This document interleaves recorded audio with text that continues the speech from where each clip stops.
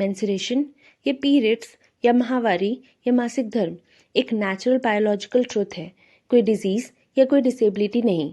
अब ये सिर्फ गर्ल्स प्रॉब्लम नहीं, ये इक्वालिटी के साथ साथ आर्टिकल 21 के तहत राइट टू लाइफ का भी हिस्सा है।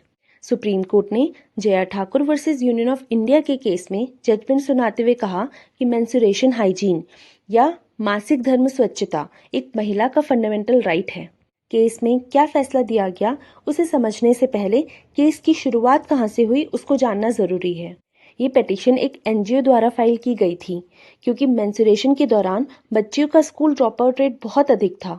साथ ही मेंस्ट्रुअल हेल्थ और हाइजीन को प्रॉपर्ली एड्रेस नहीं किया जा रहा था, जैसे सैनिटरी प्रोडक्ट्स की उपलब्धता, साफ टॉयलेट्स, प्रिवेसी और प्रॉपर डिस्पोजल फैसिलिटीज की कमी।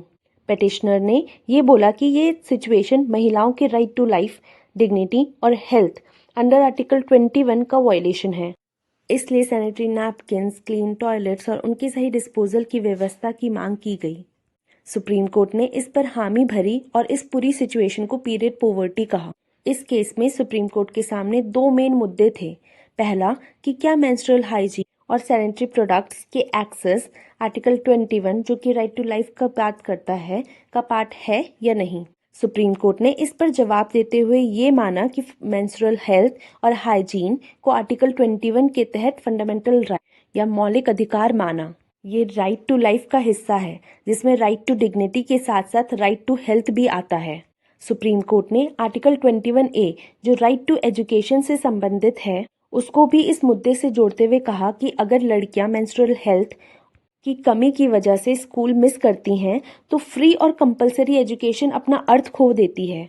सुप्रीम कोर्ट ने यह भी कहा कि आर्टिकल 14 और 15 के तहत इक्वालिटी का मतलब सिर्फ फॉर्मल इक्वालिटी नहीं बल्कि सब्सटैंटिव इक्वालिटी है।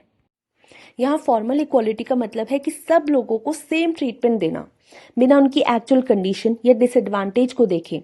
फॉर एग्जाम्पल, अगर लॉ कहे कि बॉयज और गर्ल्स दोनों के लिए सेम स्कूल फैसिलिटीज काफी हैं, बिना ये सोचे कि गर्ल्स को मेंस्ट्रुएशन के दौरान एक्स्ट्रा फैसिलिटीज चाहिए होती हैं, तो ये फॉर्मल इक्वालिटी है।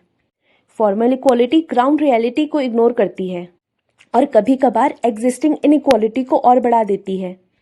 इसलिए सब्सटैंटिव इक्वालिटी पे फोकस करना ज्यादा जरूरी है ताकि रियल और इफेक्टिव इक्वालिटी इंश्योर हो बाय रिकॉग्नाइजिंग एग्जिस्टिंग डिसएडवांटेजेस और उन्हें करेक्ट करने के लिए स्पेशल मेजर्स लेंगे, जैसे लड़कियों के लिए फ्री सैनिटरी पैड्स देना, सेपरेट टॉयलेट्स और हाइजीन फैसिलिटीज प्रोवाइड करना ताकि वो लड़कों के बराबर एजुकेशन और डिग्निटी के साथ स्कूल जा पाए। यहाँ दूसरा मुद्दा ये था कि क्या स्टेट को डायरेक्ट किया जा सकता है कि वो स्कूल में फ्री सैनिटरी पैड्स प्रोवाइड करे। सुप्रीम कोर्ट ने ये कहा कि ये राज्य का सकारात्मक दायित्व है कि वो मेंस्ट्रुअल हाइजीन के लिए उपयुक्त पॉलिसीज बनाए, अवेयरनेस फैलाए और सस्ती और सुलभ सुविधाएं उपलब्ध कराए, विशेष रूप से कमजोर और वंचित वर्गों के लिए। आई होप आपको ये केस समझ आया होगा and if you like this video consider subscribing the channel. Thanks for watching.